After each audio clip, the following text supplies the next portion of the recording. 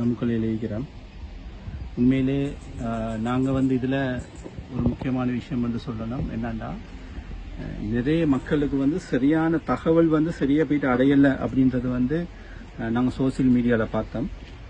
அதில் நான் உண்மைக்குமே எங்களோட இன்ஷாப் பையனை சந்திச்சதில் விளங்கி கொண்டது வந்து இன்ஷாப் வந்து மக்கள் வந்து சரியான கவலையிலையும் மக்கள் ஒவ்வொரு ஆதங்கத்தில் வந்து கொண்டிருக்கிறாங்க.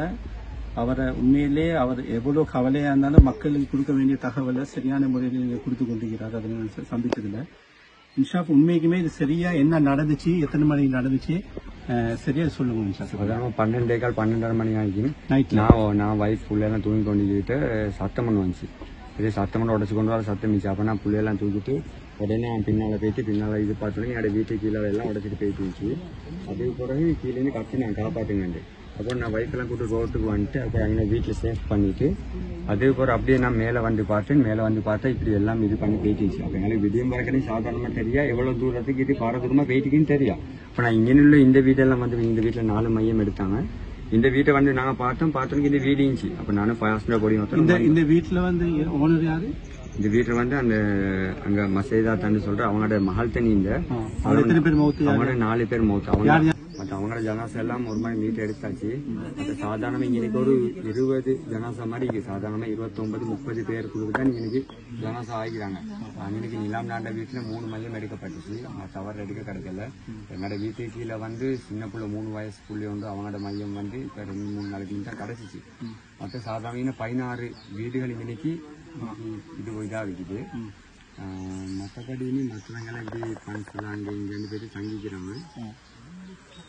உண்மையிலே வெளிநாட்டில் பார்த்து கொண்டிருக்கிறாங்க நியாயமானாக்கள் எங்களோட சொந்தங்கள் பார்த்து கொண்டிருக்கிறாங்க. அதாவது உண்மைக்குமே அவங்க வந்து என்னவா இருந்தாலும் அவங்க தொழிலுக்கும் போயிட்டு கொள்ள இல்லாமல் அவங்களோட பிசினஸும் பண்ணிக்கொள்ள வெளிநாட்டுக்காரங்க இருக்கிறாங்க.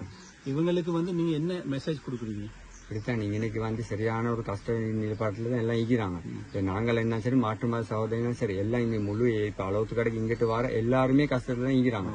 எங்களுக்கு போதிய அளவு சாமம் வருது வந்தாலும் இப்ப மாற்று மத சகோதரர்கள் அவங்களும் சாதாரணமே ஒரு பொடியன் எங்க வீட்டுக்குள்ள பொடியனை வந்து எங்களோட ஊர்ல இருந்து அளவுக்கு வர கத்தையும் வீல் சேர்ல வச்சு தூக்கிட்டு போனாங்க.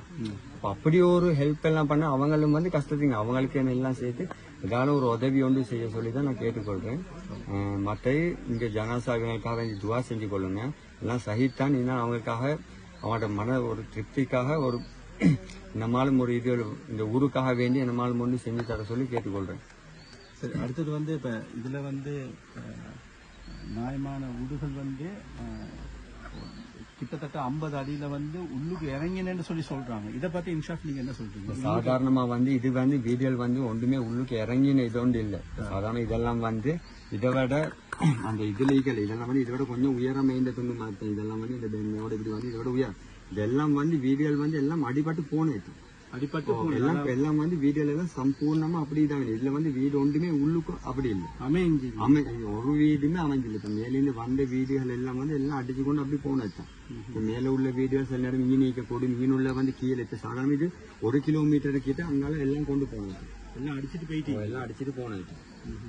இப்ப வந்து கவர்மெண்டால வந்து சொல்றாங்களா வந்து நீ இந்த இடத்துல வந்து கவர்மெண்டால வந்து கிட்டத்தட்ட ஒரு 8-10 வருஷமா வந்து இப்ப அந்த மீசான் காலனின்ற ஏரியாவை தான் அவங்க அந்த ரெட் மார்க்ல அவங்க வச்ச இடம் உண்டு. அதைத்தான் வெளியா சொல்லியிருந்தாங்க.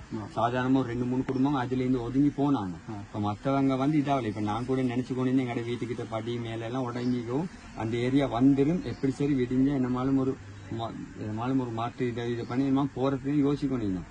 அதுக்காக நாங்க எதிர்பார்க்கல இந்த இடம் இப்படி ஒரு இது ஒன்று நடக்கும்னு நாங்க நினைச்சு கூட பார்க்கல. அதாவது கவர்மெண்டால வந்து எந்த இடத்துலயும் வந்து இங்குள்ள ஆட்கள் வெளியாங்கன்னு சொல்லல. இப்ப கீழுள்ள ஆட்கள் கூட சேஃப்டிக்காகத்தான் இங்க வந்தாங்க.